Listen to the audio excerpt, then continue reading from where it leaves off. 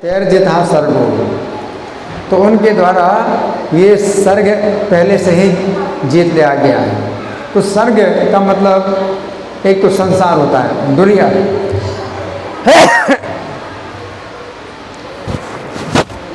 उन्होंने पहले से ही इस दुनिया को जीत लिया। तो दुनिया को तो बहुत लोग जीतना चाहते हैं। कई लोगों ने दुनिया को जीतने की कोशिश की। तो सिकंदर महान, एक सिकंदर महान हुए जिन्होंने दुनिया को जीतने का प्रयास किया। तो बड़े महान थे और वो जो है अलग अलग राजाओं से युद्ध करते थे और उनको पराजित करते थे। लेकिन होता क्या था कि जिस राज्य को उन्होंने जीत लिया, आगे बढ़ गए, तो फिर उनके अधिकार से निकल गया। दुनिया को जीत नहीं पाता, कोई व्यक्ति दुनिया को नहीं जीत सकता है। अब यहाँ जीता, अब आगे बढ़ गए तो उनका अधिकार खत्म हो गया, छूट गया। आगे को दौड़, पीछे को छोड़, तो दुनिया को कौन जीत पाता है। तो सिकंदर महान कहे जाते हैं, महान, दुनिया को जीत लिया उन्होंने। नहीं, कैसे जीत लिया? उनका कहीं भी नियंत्रण नहीं था। बस जीतते, एक राज्य को जीतते, आगे बढ़ जाते तो राज्य पर अधिकार उनका समाप्त, फिर दूसरे को जीतते, ऐसे इस तरह से पूरी दुनिया में विजय प्राप्त की, है ना। तो क्या जीता? कुछ नहीं जीता। लेकिन हाँ, अगर आप कहें कि नहीं नहीं जीता, तो क्यों? तो जिस राज्य को जीता तो उससे धन इकट्ठा कर लिया, उन्होंने वसूल लिया, धन वसूल लिया। तो इस प्रकार से जीता कि उन्होंने बहुत धन इकट्ठा कर लिया। लेकिन फिर सिकंदर ने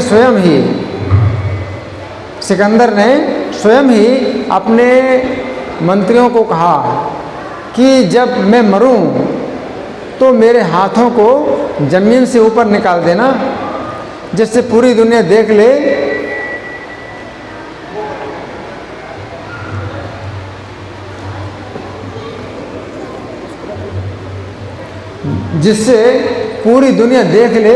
कि मैं कुछ भी अपने साथ लेके नहीं जा रहा हूँ, सब छोड़ के जा रहा हूँ। तो इसका मतलब क्या है? दुनिया को किसी प्रकार से भी नहीं जीत पाए सिकंदर। एक तो इस प्रकार से भी नहीं जीत पाए कि जहाँ जहाँ जीते अधिकार फिर उनका रहा ही नहीं, छूट गया। लेकिन जो धन संपत्ति भी इकट्ठी की तो वो भी साथ में नहीं ले गए। तो किसी प्रकार से भी दुनिया को नहीं जीत पाए, है ना। तो एक तो इस प्रकार से सर्ग का मतलब है कि कोई दुनिया को नहीं जीत सकता है, लेकिन वो दुनिया को जीत लेता है। क्या? ये साम साम में स्थितम मनहा, जो भगवान के सेवक के रूप में सब जीवों को समान देखता है कि सब जीव भगवान के ही सेवक हैं और सबके प्रति समता की भावना है, उसने दुनिया को जीत लिया। क्यों जीत लिया? कि इस दुनिया में जन्म मरण का चक्र है और वो जन्म मरण के चक्र से छूट गया, तो उसने जीत लिया। क्या जीत लिया? जन्म मरण के चक्र को जीत लिया, है ना।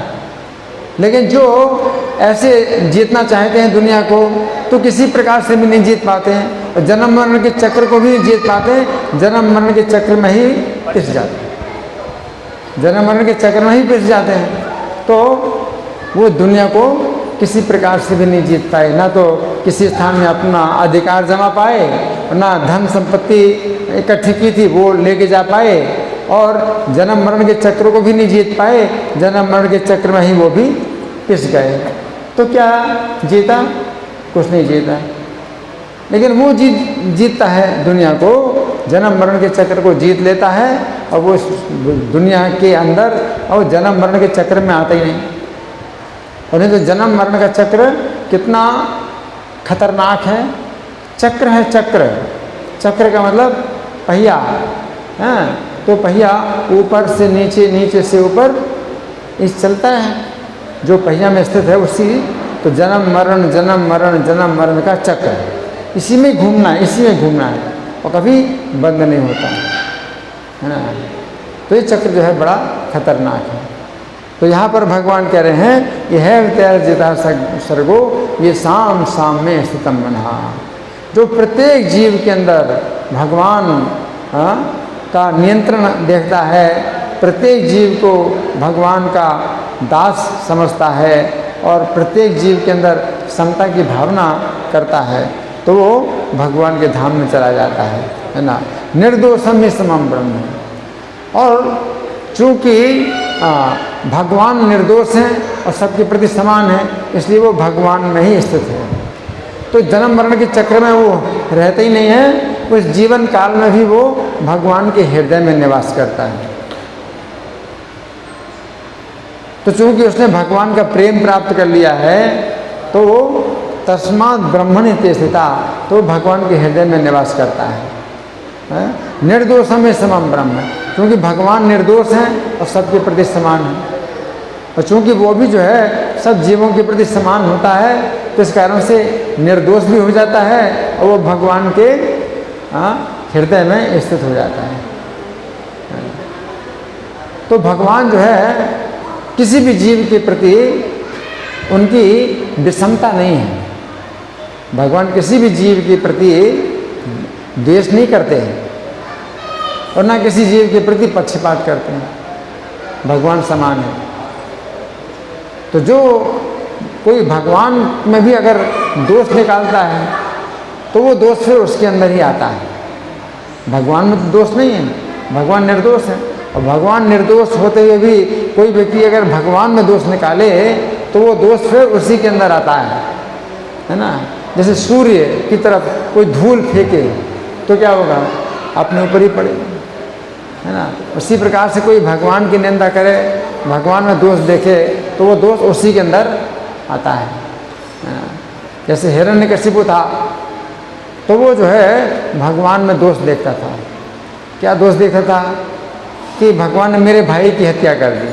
अब उनका भाई कितना दुष्ट था, नहीं, मेरा भाई दुष्ट नहीं था। क्यों? मेरा भाई था। अब मेरा भाई है, कितना भी दुष्ट हो लेकिन वो दुष्ट नहीं माना जाएगा क्योंकि मेरा भाई है। और मेरे भाई को अगर भगवान ने मारा तो भगवान ही दुष्ट हैं, है ना। तो इस प्रकार से जो असुर लोग होते हैं वो भगवान में दोष निकालते हैं, है ना। लेकिन अगर कोई भक्त होता है तो उसके अंदर अगर ये गुण आ जाते हैं तो भगवान के अंदर भी गुण देखता है। तो इसलिए आपको अपने अंदर गुण अर्जित करने चाहिए। तो अगर आपके अंदर समता की भावना आएगी तो फिर भगवान में भी आप जो है वो समता की भावना आप देखेंगे भगवान में कितने समान है। आपके अंदर दूसरे जीवों के प्रति दया की भावना आएगी तो आप देखेंगे भगवान कितने दयालु हैं, भगवान दया के समुद्र हैं, है ना। आपके अंदर दूसरे जीवों के प्रति मित्रता की भावना आएगी तो आप देखें भगवान में कितनी मित्रता की भावना है, भगवान सब जीवों के कितने बड़े मित्र हैं। इस प्रकार से यहाँ पर भगवान कह रहे हैं कि आप जो है कुछ जीवन में ऐसे नियमों का पालन करो कि आपके अंदर ऐसे गुण विकसित हों।